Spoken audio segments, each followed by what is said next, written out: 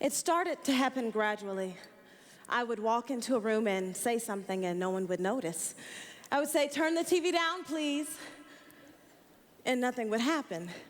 So I would get louder. "Turn the TV down." Finally, I would just have to get the remote and do it myself. And then I started to notice it more and more. And it wasn't just happening with my kids, it happened with my husband too. We had been out at a party for about 3 hours and I was ready to leave. I looked over and he was talking to a friend from work, so I walked over. And he kept right on talking. He didn't even turn towards me. That's when I started to put it together. He can't see me. I'm invisible. I'm invisible. And then I began to see it everywhere. I was walking my son to school and his teacher said, "Hey, Jake, who's that with you?" Nobody. Nobody? Granted, he's 5, but nobody? I work hard to put dinner on the table and everyone acts like it just appeared. They all sit down to a full meal and my husband says, "There's no butter." Which means I don't see you. I'm not even addressing you. But when I say there's no butter, well, the butter lady gets up to get it. Presto, the butter appears and we all go on. No one knows how their socks get back in their drawer, or how their favorite treat ends up in that mysterious brown bag by the door, or who picks them up after school, or why the dog doesn't wet on the rug anymore. I'm invisible.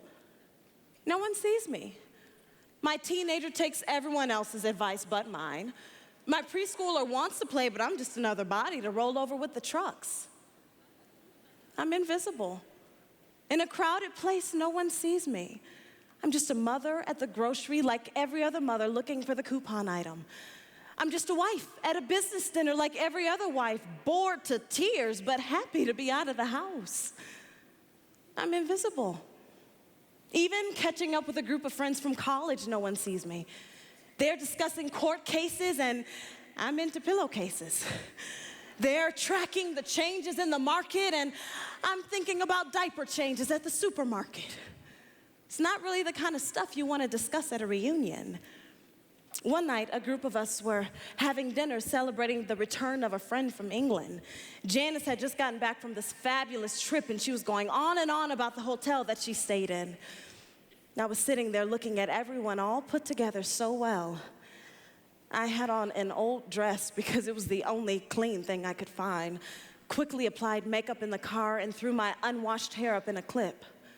I was actually sitting there feeling pretty pathetic and sorry for myself when Janice turned to me and said, "I got you this." It was a book on the great cathedrals of Europe. I didn't get it. Thanks. I opened the book and read her inscription inside. "With admiration for the greatness of what you are building when no one sees." I got the book home, turned on the kettle, curled up in my favorite chair with a cup of tea. Right. I went past the chaos in the kitchen. You ate the Butterfinger I was saving, past my son's room, trying not to see what experiment he was conducting on the cat, and into my sanctuary. I locked the bathroom door, sat down, opened the book, and here's what amazed me.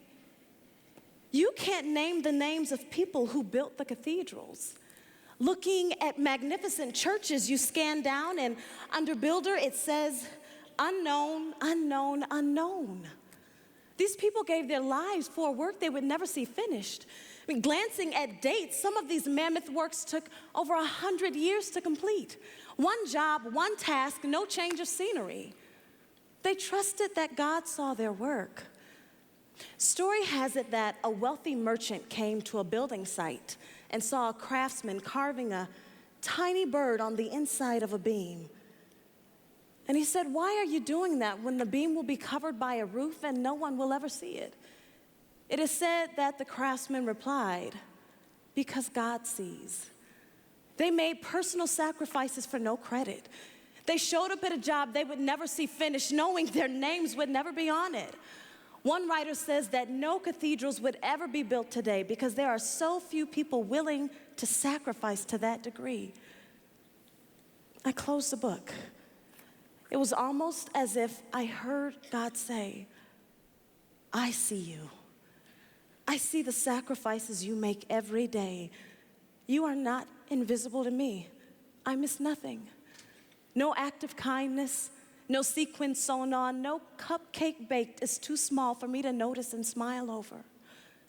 I see your tears of disappointment when things don't go the way that you want them to.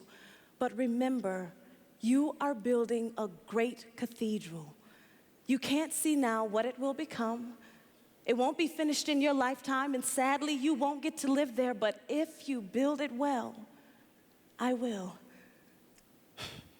At times, my invisibility feels like an affliction, but it is not a disease that's erasing my life.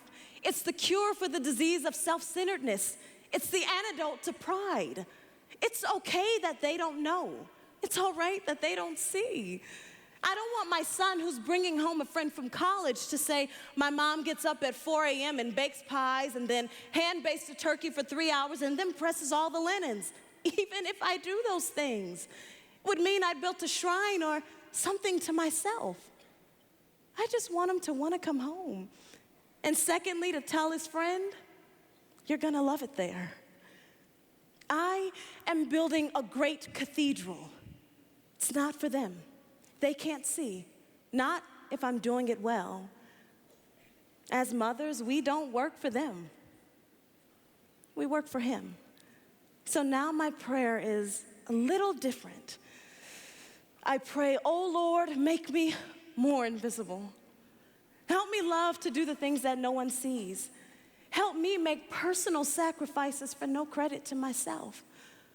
Let me be so invisible in you that I might love others so well that the world might see you. Let my work stand as a great monument to an even greater God, the God that sees this invisible woman.